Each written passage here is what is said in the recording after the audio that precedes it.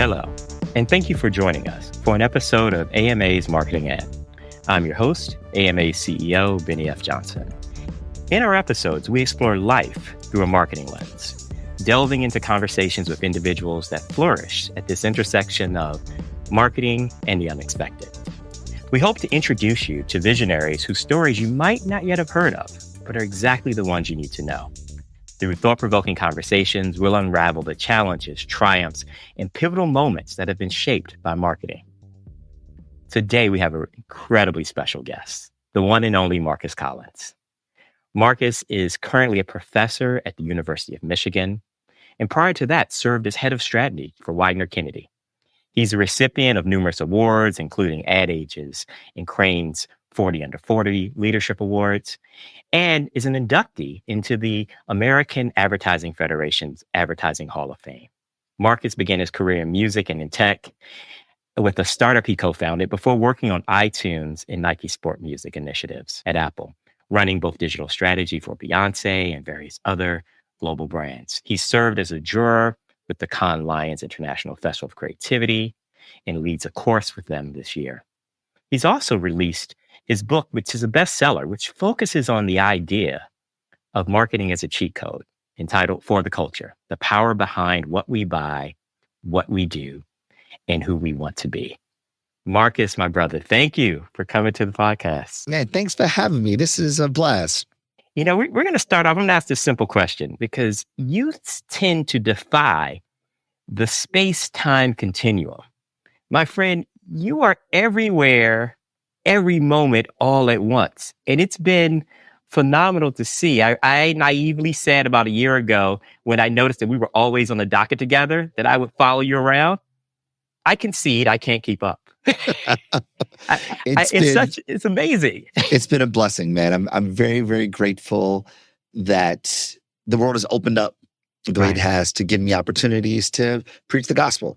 I mean, I feel like I'm in service of evangelizing an idea that not only helps our industry, helps our discipline, but, I'm naive enough to believe that that can actually help how we engage in the world as citizens of the world.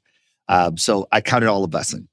I count a blessing on my end that I've got a chance to sit in the audience and watch you have the conversations and see the people to the left and right, front and back of me have that moment of aha, have that insight moment when they hear your stories, the data, and the strategy come to life. And so this has been a global conversation. I've seen you speak all over the world now, officially, and watching audiences have that moment. Talk about that, what it's meant to be able to change the way marketers and business leaders are thinking about strategy in our world. Right. I think that's the most rewarding part of all of it. I, for long, had been a marketing practitioner only. Right. It wasn't until I did a guest lecture here in my alma mater, where I teach now at the Ross School of Business, University of Michigan, that it's something inside of me awakened. I remember doing a guest lecture for one of my professors, one of my favorite professors at business school, a professor named John Branch. He brought me back to give a talk, and I had like a 20-minute talk that I gave.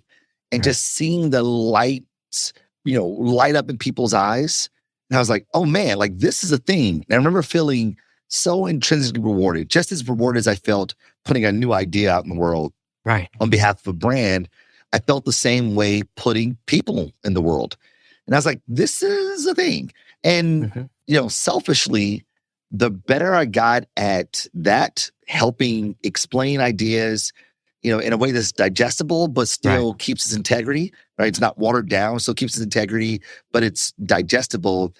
The better I was at my practice. And I go, oh, this is the thing. Why am I doing more of this?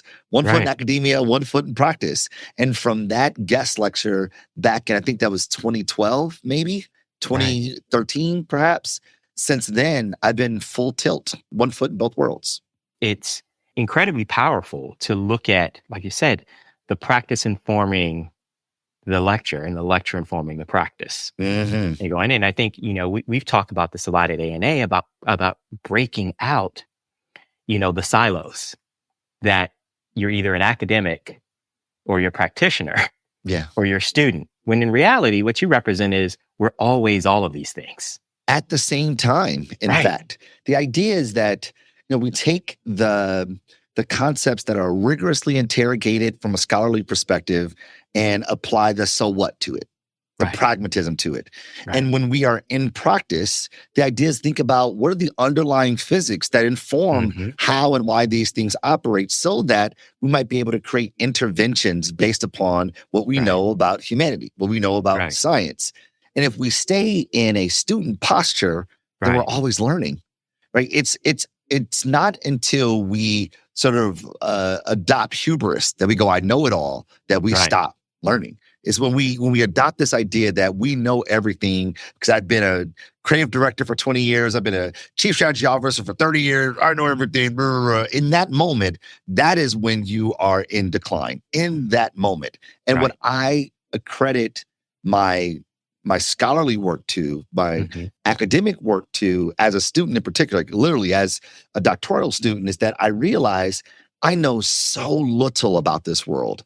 So very little, even with a doctorate. Like I know a lot about one thing, but there's so much more I have no clue about. So I stay in a posture where I'm constantly learning, which means you're constantly getting better. Right. And as we think about that, that feeds our creativity and innovation. Amen. Because you're asking the questions why, and what I like to ask my team is why not. That's right. That's right. It's like let's break it up some more, because when we think about it, I had a friend of mine who worked at a big brand. We won't say the name. Super creative, super known for marketing or space in there, and he had the hardest job in the world. He was working on the innovation space, so he had to go up against past success and legacy. Yeah. And which is probably even more challenging because now you got data and sales for 50 years. And he's going up and going, I get that we were successful for this. That's right. But tomorrow is that. That's right. There's a economist in the 1940s, gentleman by the name of Joseph Schumpeter, and he brought forward this idea of creative destruction. Yes. And his idea was that the only way that you can prepare for the future is to destroy the present. It's sort of like, you only have so many Lego pieces. And if you make a whole castle, you use all the pieces, but you now want to make a ship. Well, you don't have enough pieces. So you got to tear down the Lego pieces that make up the castle and use them to make up the ship. And that's how it goes when it comes to innovation, when it comes to future casting. We have to sort of burn the boats in many ways, destroying where we are to get to where we want to be.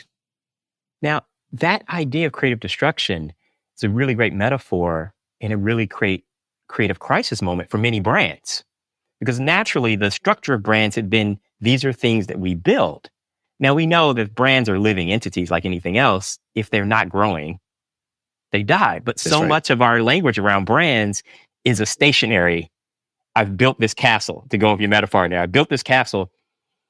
Now what happens when the world changes? Yeah. Like my consumers are more empowered. My consumers are younger. And the thing is, there's so much to learn from creatives about creativity. Right. No artist worth their weight in salt, no artist that we respect and love and revered ever stayed stagnant. They always moved. They always ventured. They always subverted. One of my favorite producers is Pharrell Williams. And Pharrell, at a time when the Neptunes were dominating the airwaves, he decided to change all the sonic aesthetics of the Neptunes production, changed the way they thought about approaching music, changing the beeps and bips that were known as the Neptune sound, completely abandoned it because he said that we have to subvert ourselves to get to the next level. And at first people were like, what are you doing, Pharrell? What are you doing, Chad Hugo? But out of that, we got Drop It Like It's Hot. We got all this music that has lived far beyond the media window that was the time the single was launched to be a part of the cultural zeitgeist today, 20 years later. Pharrell wouldn't have gotten there if he didn't change. Michael Jackson wouldn't have gotten there if he didn't change. Prince wouldn't have gotten there if he didn't change. Like, it requires subverting ourselves to get to new territories. It's really powerful in that space in there because artists have everything to lose and nothing to gain if you're looking at it from the outside. That's right. But if you're creating it from the inside, to your point, it's actually the reverse of that. Exactly. Staying in one spot is death. That's right. That's right. Not And it's trying. creatively stagnant. If my job is to create, if I am doing the same thing, am I being creative? Right? Am I like Dan Wyden was on record for saying this, that creativity is subversive. Yeah. That it is by definition taking what is, reworking it, contorting it, recontextualizing it, reimagining it, right? It's this subverting what is orthodoxical to get to something new. So if you are an artist, by its very nature, you are subverting the orthodoxy until you become the orthodoxy. And then you have to subvert yourself, which goes back to Joseph Schumpeter's idea about creative destruction. You have to. There is a quote that I love in a conversation that someone had with Miles Davis. And he was like, if you see me playing like the old music, meaning Kind of Blue, which is, best album ever, right? Yes, exactly. If you see me playing that live, I'm already dead. Right? And that type of space, right? That you flip greatness on its head. Now, we think about that in our creative space. We get these examples and get excited about it, right? Because it's always great to talk about it once we know the first drops of Drop It Like It's Hot and anyone pops up. It still amazes me that my kids, who weren't even born when Drop It Like It's Hot was out there, if they hear that, they know exactly it's over, right? Yeah, that's right. That's right. And and I'm a bad parent, so I didn't play it. Which is, I always say that because it draws the line. I'm either a bad parent for not playing it, and I'm a bad parent for playing it. So either way, right? Well, there's the clean version. And honestly, my youngest, my 5-year-old Ivy, she knows, as soon as the drums hit, she knows to Drop It Like It's Hot because she loves the Piece by Piece Lego movie from Pharrell. Yes. So she knows it. And it's the clean version. So I feel like, look, if it's cool for Lego, it's cool for my kids. Well, you gotta hit the Lego statue, that the mantra that's on their offices throughout the country that blows me every time, that's only the best is good enough. So if it's good for Lego, good for me. It's good for me. But, how do brands deal with this, right? Because we're seeing the throughput. So the story is, we're telling the success of the story once you've gone through the jump. Yeah. But it's in that messiness of the jump in which, Marcus, I'm a brand manager. I want to keep my job. Yeah. In which the marketplace, I think about these brand destruction moments. Let's take CVS as a great example. When they knew that to get to health, they were going to have to let go of nicotine. That's right. And nicotine made so much a part of their business that this had to be a concerted effort that we're all in to make this jump. That's right. That's a scary business meeting. That's a scary board meeting. We now know on the other side of it, what a breakthrough for CVS Health and the industry and the category. And us as a society, right? Yeah. But what advice do you have for those who are in the mix, like Marcus and Benny? I got to present the strategy, and they want the old version. They want the space that goes in there. They want what has been. Yeah. How do we break that addiction?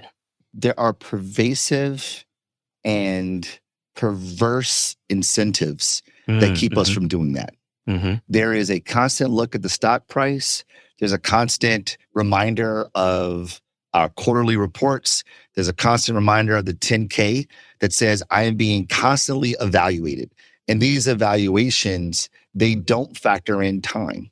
They don't factor in the time horizons necessary for new ideas to take root, for new ideas to take shape. So I empathize with contemporary brand managers because this is a great challenge. On the other hand, as much as I empathize, I also say you got to jump. Right. Because the only thing keeping you on the shore and away from where you want to be is a body of water that you're afraid to swim through. Right. And the question becomes like, what if I fail? What if I don't make it? Well, what if you do? This is all a matter of perspective. And when I think about For the Culture, the book that I wrote, and I think about, it's been 2 years this May since the book came out, and I've had the great benefit of being able to evangelize the thinking across the world in different companies, different institutions, different entities, different categories, different contexts. And what I find is that the most powerful thing is perspective. It's just the way that we see the world. It literally is just the way that we see the world. For some, a cow is leather. For others, a deity. And for others, is dinner. Which one is it? Depends on who you are and how you see the world. For some, they'd say that taking this risk can mean my job. Right. For someone else to say taking this risk could mean not winning. And that's not acceptable. I remember being in my MBA program, having been in the music business before I came back to school to get an MBA, and I really wanted to work at Apple. In fact, that's the only company I really want to work with is Apple. I want to work for Apple.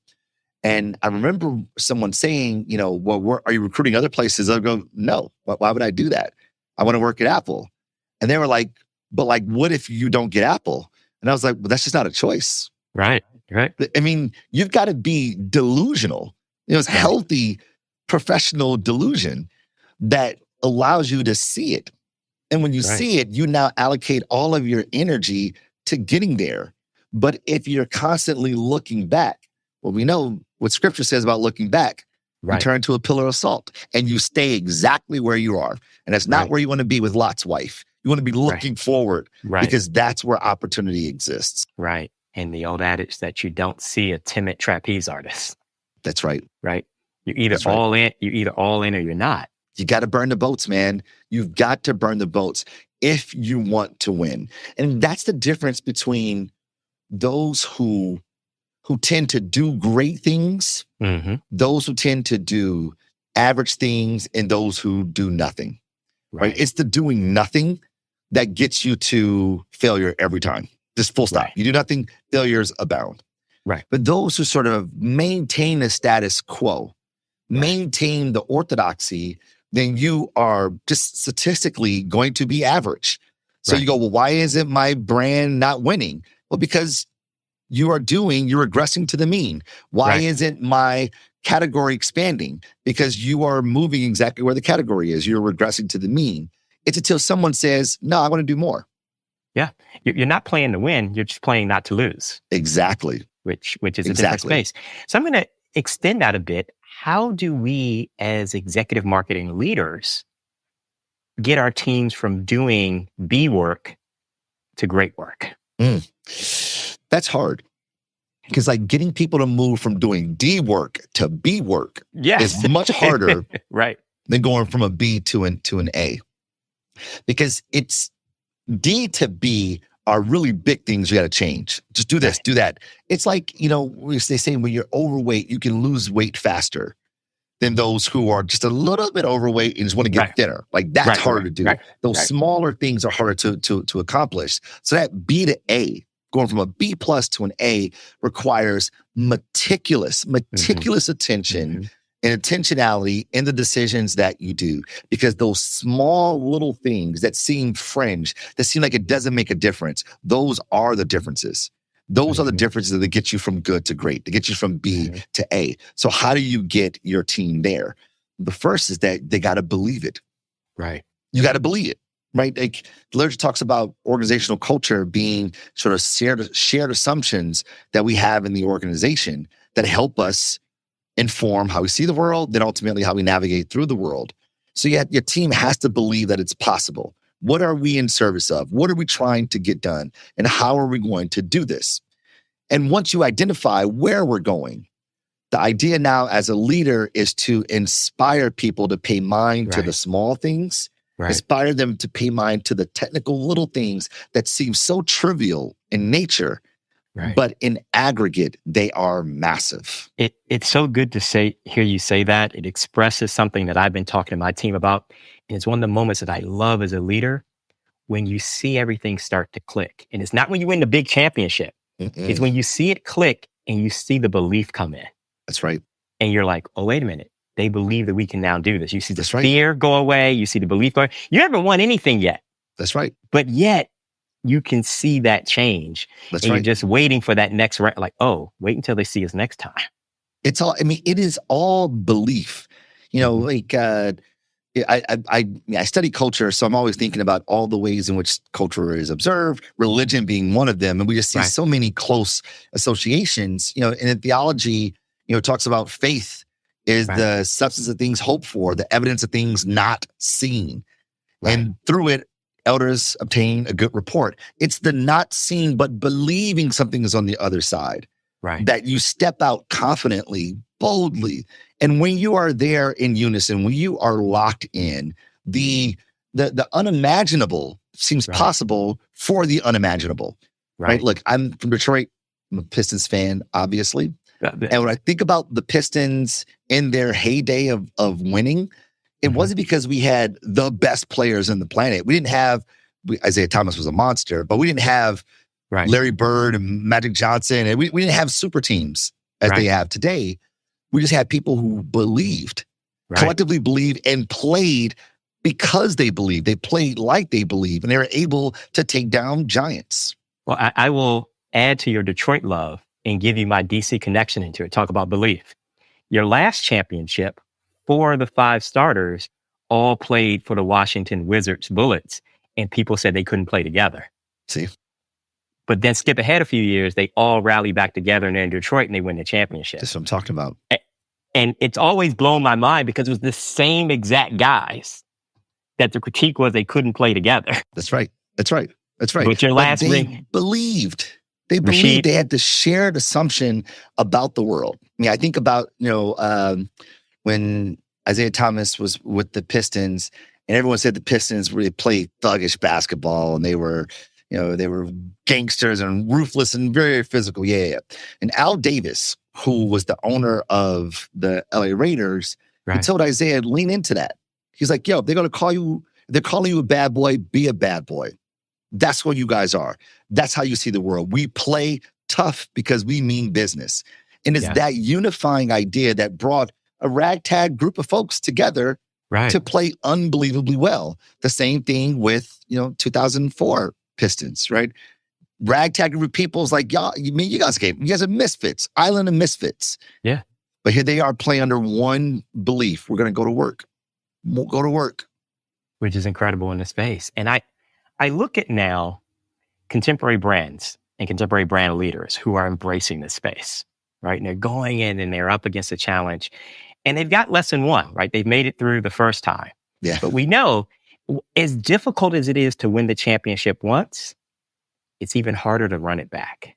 Well, check this out. There are leaders, and there are few of them, that have not only ran it back for a back-to-back run, a three-peat. There is a brand that has had, if I'm not mistaken, 23 quarters of consecutive growth under the same leader. And that leader is Corey Marchessato, the CMO of Elf. She is a monster. Yes. Why? Because she is relentless about what this brand believes. It believes in democratized access. And is not only present in the products that they bring to market, these prestigious products that they enable to be consumed at not just a Sephora, but also at a CVS, right? At a C-store.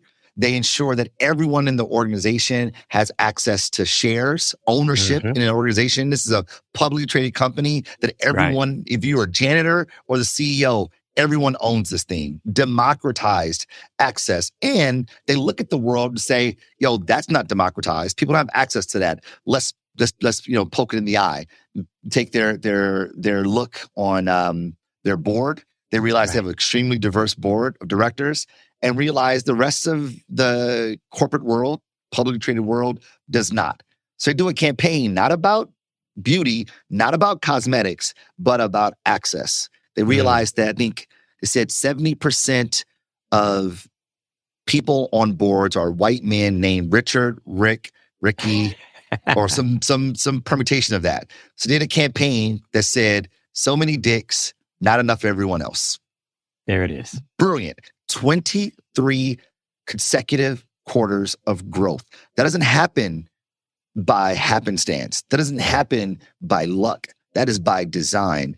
And that happens because Corey and her partner, the CEO, Terrain, they are maniacal about what they believe. And everyone who works at Elf, they are believers.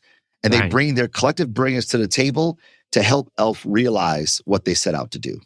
And it's incredible in that story that buy-in is fully integrated and weaved throughout, right? Whether you're working on supply chain, on the marketing ads, on social, or you're a scientist in the space, you're all committed to the direction that Elf is going. That's right. That's right. So, one of the things that, I really love that you get a chance to do is you get to be this observer of great cultures in space. And you've had a chance to serve in kind of, executive, scholar, in residence roles. So let's talk about what that means for you in your practice, because you get a chance to be at Elf one day and TikTok the next, right? Yeah. I am so unbelievably fortunate that I get to not just be a practitioner, because I've always done that. Right. And not just be a scholar, because I've done that over the last decade plus. Not just do those two things together, because I've done that for the last decade plus. But the last couple years, I've been a part of the team, not as an agent or agency, not as this sort of outside voice, but sort of an outside in voice. So 1 minute I'm in the mix with the folks at Converse, thinking about what is the future of the brand and how it's going to tell this rich legacy that it has in a way that is compelling through a contemporary lens. On the other end, think about TikTok. This is an environment where culture is being negotiated and constructed on their platform ad nauseum. How do they tell that story, not to the outside world because they know it, but how do they tell it to their customers, the brands that advertise on TikTok? How they communicate that in such a way that they too understand it? And then be able to, get on the phone with the folks at McDonald's to talk about fandom, right? It's unbelievable, absolutely unbelievable what I've been able to learn, what I've been able to glean as a scholar, as a researcher, as a practitioner, but also, as a writer. I get to author sort of the connecting points that seem disparate, but actually tell kind of a holistic story. And it's really about the power of culture, not just the consumption culture, but the culture inside the organization that makes it tick and ultimately helps it win. Well, it's beautiful to think about this metaphor as kind of a universe and these gravitational pulls that you're coming in. So you're going in and out of these alignments. But if culture is the sun and so it's all moving around, you're getting a chance to experience it from different points. In that space. Because you think about it, McDonald's and Elf are still dealing with a larger macro culture that's affecting each of them. That's right. That's right. And it's because of this, it's because of these sort of shifts that they experience that I'm able to engage with them in a way that informs the other. So when I'm talking to McDonald's, I can say, hey, here's what I learned from the folks at Elf. When I'm talking to TikTok, I can say, here's what I learned from the folks at Walmart. Collectively, they just allow me to move in spaces I normally wouldn't be able to be in and to do things I normally wouldn't be able to do. It's really, really powerful. So I'm going to throw in, we have all these variables that change and adjust and speed and slow down. I'm going to throw into you your thoughts on time, because you brought up Converse as a brand, and I'm thinking about that as kind of my own life experience that I, full disclosure, was not in the Converse brand universe growing up, right? That wasn't my space in there. But you know what I just bought my son? A pair of black and white Converse that he asked for, that he sought out, that he wanted as a part of a brand. And I love the fact that a generational swing within a brand that was around there, but wasn't in my cultural context. Yeah. Growing up. But now is. And the generation before that, Converse was the cultural context. That's right. And this is sort of the beauty of culture, that it ebbs and flows. Things become, they go in trends. That's when we rely on the people only to decide what is acceptable and what's not, what's, legitimated and what isn't. But that's when brand marketers really are in their bag, that they see the waves that are happening and they interject with interventions to keep it in the zeitgeist. Right. They contribute to the conversation in such a way that even though things are changing, the waves are moving, they stay on top of the waves, not because of what the product is, but because of the way the brand sees the world. And the brand weighs into the discourse through its point of view that gives it reason to be relevant today, right now. I think that's really, really powerful. Right. So much so. So in keeping with the notion of other things moving around, since things go so fast, tell me a time, my friend, where you messed up, but you still won. Because we have these, you get the very real, I talk to marketers like yourself all over the world, and there's always a subtext offline of the fear of not just failure, but fear of big failure. Oh, yes. Right? Because you can mess up a little bit, but... Oh, yeah. I talk about this in the book. It's with Sprite and Obey Your Thirst, one of my favorite campaigns ever made. And I had a chance to work on Sprite in the early 2010s and reinvigorate Obey Your Thirst. And we had this great campaign that we thought was great, that was going to, play with the words a little bit. So it'd be like Sprite only for the thirsty. And unfortunately, thirsty used to mean, go after what you cared about, like trust your instincts. But by the time our campaign came out, the word thirsty meant something totally different, thanks to a song called Mercy. You don't want to be in that category. Exactly. Not with just Sprite, man. Exactly. Thirsty meant pathetic. And so even though that was happening, that was the context in which our campaign was coming out. We were like, no, Sprite's been talking about thirsty way before the song became a thing. We'll be just fine. And we put it in the world, and it was disastrous. Right. It was terrible. I mean, like the verbatims coming from the internet when the campaign dropped, right. It was horrific. It was not great. The client had us pull the TV 18 hours from when it had aired. Right. And we were unceremoniously fired 2 weeks later. That was a catastrophic failure. But I learned so much from it. And, you say you learn from your failures, and it's so very true, is that you got to listen, man. You right. Like you are operating in a culture, right, or trying to engage within a cultural context. But that culture is happening inside of a broader culture. Right. And you have to understand, if you are a wheel inside the wheel, like what's happening outside the wheel that ultimately informs how your messaging, your product, your campaign is going to be digested, is situated in something else. And without understanding those relationships, that context, and you're setting yourself up to fail. Definitely in that space. And we think about the metaphor in the solar system again, and people spinning. What happens when the core of the culture changes dramatically and has a speed up, right? There's some things that we kind of get caught in, and we're like, okay, this is in this moment. This is in the general zeitgeist of the moment. And then the world changes a bit. I'm seeing some brands dealing with that, where they thought that their embrace with culture, culture's going 60 miles an hour. We're going 60 miles an hour. Yeah. All is good. But then there are moments that come and ramp up a cultural moment, and the culture's going at 200 and we're still at 60. Yeah. You know what? Those things do happen. And I think about it, the scholarship talks about it as fast culture and slow culture. Fast culture are the things that change normally pretty fast. The artifacts we've done, clothing, the behaviors that are normative, right? Or mannerisms, even dance, if you will.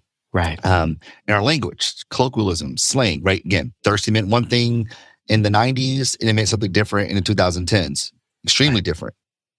Those things change even faster than they did back then, because the media windows are so rapid, and our access to information is so pervasive that things are just constantly shuffling in. That is, the fast culture is unbelievably fast. And what was 60 today, to your point, was 200 miles an hour. But what changes far more slowly is the slow culture. And that's the beliefs and ideologies. Right. Like while our lexicon may change and what we wear may change, the long-standing foundational beliefs stay the same. And that's how it goes for brands. The manner in which we may show up, the mannerisms, the context, the aesthetics, those things may shift. But what the brand believes, how it sees the world, that's supposed to stay anchored. It's that belief system in which we're able to scaffold new, contemporary, contextually relevant expressions of the brand, because the brand doesn't change. It's just the context around it has.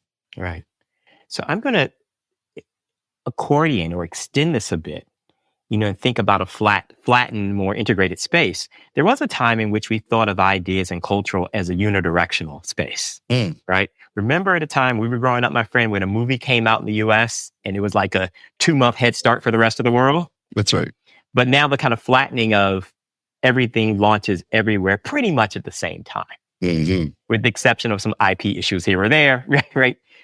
Pretty much the notion that I can see a movie opening weekend in New York and have it come out in London and have it be in Singapore at the same time. And that ideas and trends can come that way. Now we see a space in which culture and influence flows back and forth as well. That's right. How do you encourage brands to stay relevant in that space where good ideas come from everywhere? Yeah. All the time, right? How do you get brands to be in tune with where I know my friends at Pepsi, I'll give them a nod since we did Coke earlier. They have like 22 design centers across the globe. And so work on Cheetos is happening in Mexico City, but work on, Cherry Coke is happening in London. I go back to one of our early illustrations. I go back to like the music industry. Right. Back in the heyday, not even the heyday. Like if you think of some of the most creative projects that came out in the world, it was at a time where there were multiple people working at the same time. The studio A, studio B, studio C, and studio D. Like artists will like rent out an entire studio, and every single workroom in there, everyone was creating.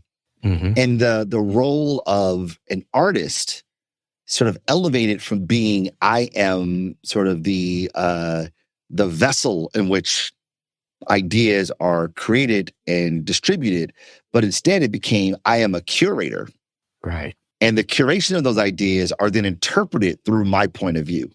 Right. And I think that that's creativity in a modern day. Right. That there's so many workstations, so many rooms where ideas are being conceptualized and informed, that you go, oh, that's interesting. And because I have a point of view in the world, I can say, that's really interesting. Let me take that and let me translate it through the way I see it, through the way I make meaning of it, through my own cultural lenses. That provides a level of not only heterogeneity that leads to new solutions or more novel solutions, but also creates an opportunity for new cognitive space to be developed. To go, I never even thought about it that way. Right. So because this thing is now being introduced to me, it widens the aperture of how I see the world and therefore make decisions in it. Right. It's, we've been talking about music in space before. It really speaks to that role of a songwriter, right? So you're putting down the song, you have the lyrics, you have a sense of the music, but then you hand it off to an artist. That's right. And they're able to take it places that you only hinted at or never even thought about, right? I've seen songwriters or artists work through something and you've got it in your mind at one speed and it's super fast and they come in and take it slow and you've changed completely. Have you heard the demos for Thriller? No. So there's demos of Michael. So Michael had his studio that he had his crew that he would like demo and work through some ideas. And they worked through some concepts before they presented to Quincy. And then they presented to Quincy and Quincy go, ooh, I like that. I like this. I like that. And then he would add to it. When you hear the demos, you go, man, that sounds really good by itself because Michael's a monster. But soon as you get Quincy's curation on top of it, you go, oh, okay.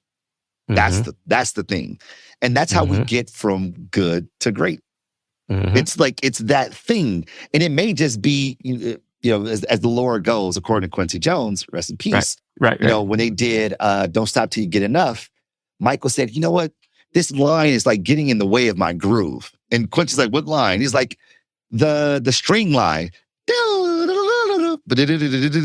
And Quincy was like, there's no way we're taking that off. Are you kidding me? You're smoking crack. That's going to stay on there. Because that is what's making the song. And Michael couldn't see it. Quincy did. It's having the two perspectives come together to create something great. Could you imagine Don't Stop Till You Get Enough without that line? No way. No. Well, it's funny. It makes me think back to the Clive Davis documentary, and they're talking about Whitney Houston. And you have the songwriter Vicious like, oh, yeah, I'm going to put some music on the back end of that. And Clive Davis takes the track and goes, no, it's good right here. It's going to start off with just Whitney and the voice. That's right. I That's don't right. need anything else. You hear that tension of like, no, it needs to be this other space. That's right. That's right. I mean, can you imagine "And I'll Always Love You" with music at the beginning of that? No way. No way. And that's actually what makes the interpretive departure from Dolly Parton's "I Will Always Love You" to become Whitney's. It's her interpretation through her creative translation, and Clive being a curator to get that and fight for it. Right. Man, it's the difference between good and great. In that space that we can all take a shot at that. I was having a conversation the other day with my wife, who's a huge Prince fan. And we were talking about Nothing Compares to You. And I was like, so Prince writes this. And Sinead O'Connor kills it. Murders it. Yeah, just we're not even arguing that, right? Not even debatable. But then Prince is like, that's not how it should be done. Okay. And then he comes up and a level of it was already brilliant, and it takes it to the next level. Yeah. And then but that can only happen when you yourself are creative. I mean, otherwise, you're just repeating what you hear. Right. Otherwise, you're just literally like I've seen Pharrell, go back to Pharrell for a moment. I've heard demos where Pharrell is referencing the track for the artist, and the artist literally mimics every line, every lick, everything that Pharrell does. And you go, oh man, that's cool. It would have been so much better if you would have taken the swing and had a point of view that is your own. Right. Which I think is incredible advice for our brand leaders. That's right. Right. To take the swing that is your own. We talk about these kind of moments that we see, Super Bowl being a great example, right? So that's when we all get to, in some respects, show our witty advertising wares. Yes. But it's that moment of how do we find these creativity moments to take the swing? The thing that is reoccurring that I find in my work as a practitioner, putting ideas in the world, as a professor, putting people in the world, and now as a professor in residence, helping companies put things, people, and ideas in the world, it is a shared point of view. How do you see the world? What is your opinion on the world? And when we take that and juxtapose it to Super Bowl, what we get is a lot of people trying to hit a prototypical brief for Super Bowl. Right. We had this many celebrities, it does this thing, does that thing. Now you're solving for an equation as opposed to having an opinion. Right. There's this great TikTok video that I saw a few weeks ago that I've been sharing with my students now at Michigan. And Tom Hanks talks about like an early time in his acting career where there was this really kind of curmudgeon like director that was like ripping into everyone. And in one setting, he was so angry because someone said, what's my motivation? How do I like approach this scene? And the director said, that's your job, not mine. Your job is to show up on time, know the text, and have an opinion. And I was like, good Lord, that is it. That is it. When we are engaging in work, whether you are a student or you are a marketer or whatever the case may be, show up, know the text, have an opinion. And I think that this is where brands tend to be anemic. We show up, we know the text, we know marketing. We are marketers, we know marketing. We don't often have an opinion. So when we do show up, it often falls flat, or it feels route. It feels rehearsed. It feels inauthentic. It feels unreal. It's solid 78 average work. Right? Exactly. It's not, you're going to graduate. That's right. But it'll be unremarkable. That's right.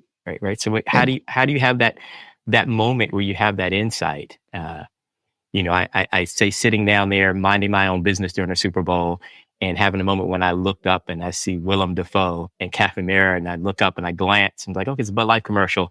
And then I hear Rick Ross come in. and I had this moment on paper.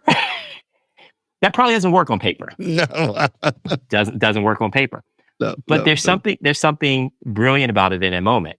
And it's the same thing where you think about in this year of SNL's 50th anniversary. So many of the greatest sketches don't do well at the table read. No. Don't work on paper. That's right. But there are these iconic moments that we look back and you give one line or one space. That's right. And we know in that moment. But you got to believe it. Right. You got to believe. You got to believe. You got to say, I think this is going to work. I believe it. Even though everything says is not going to, I am delusional enough to believe in this thing. And I will tell you just in this moment, Marcus, I need more cowbell. That's right. It shouldn't work.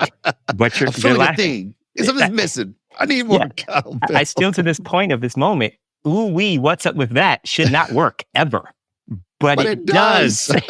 And the look for our listeners, the pure joy on Marcus's face when I just said those lines. I don't have to say anything else. And it is the brilliance. But when I think about, in listening to stand-up comedians and talking about the kind of flow and space in there, they know that if you have to have a certain rhythm of jokes within a certain period of time, that's right, in order to make a stage presence, in order to have an hour show, you've got to hit these punchlines within that space, and you can monetize that. And there's a science behind that most people wouldn't think about. Yeah. And I often think about that as compared to that brief, right? If it's like the C work is, well, I've got to have something weird to make me laugh. That's right. Yep. In that space in there. But that doesn't mean that it's impactful to the work you have at hand. And this is where the science, there's the scholarship, and the practice become invaluable. Right. Because while you can look at all the literature and go, the literature would tell us this. An ad needs to have these things to activate people's emotions, to get them excited. So you have this, that, and the third. Great. And you put that in the brief and you solve for that equation. You go, here's the thing. On paper, it passes Ipsos. It does all the stuff. Right. And you go, it didn't work in the marketplace because the pragmatism comes from having been on stage, having tried bits, having know what lands, what doesn't land, and go, that looks like it's funny, but that ain't funny. Right. And putting the two together is how you get magic. It's an incredible space in there. So if we think about executive marketers as brands, as magicians, what's the next trick? I say that the most powerful brands today leverage culture as a way to project their identity, as a way to signify who they are in the world. The brands of the future are going to be the brands that are able to facilitate the community of those people. The trick for executive marketers in the future, the next trick are going to be those who are able to understand and facilitate community. They're going to be able to say, I'm not activating a group of consumers. I'm activating Swifties. I'm not activating a group of voters in a political party. I'm activating the beehive. I'm activating people who believe. And when those brands who know who they are, they know how they see the world, they know they believe in democratized access, they're going to activate the elves who believe that also. Those are the executives that people are going to be talking about being, how do we do more of that? Wow. I think that's a perfect way to close our conversation with Marcus Collins, putting people in the world, putting ideas in the world, and putting people and those ideas in the world together. Marcus, it's always a pleasure, man. I appreciate your brilliance and commitment and just helping us push through culture to the next. Oh, thanks for having me, my brother. This was an absolute pleasure. Likewise. Thank you. And thank you all for listening to this episode of Marketing And. I'm your host, AMA CEO Bennie F Johnson. We encourage you to reach out to the AMA at ama.org for a sense of marketing community for growth, development, empowerment. We encourage you to check out Marcus as he's speaking and to pick up For the Culture, the power behind what we buy, what we do, and who we want to be. Thank you.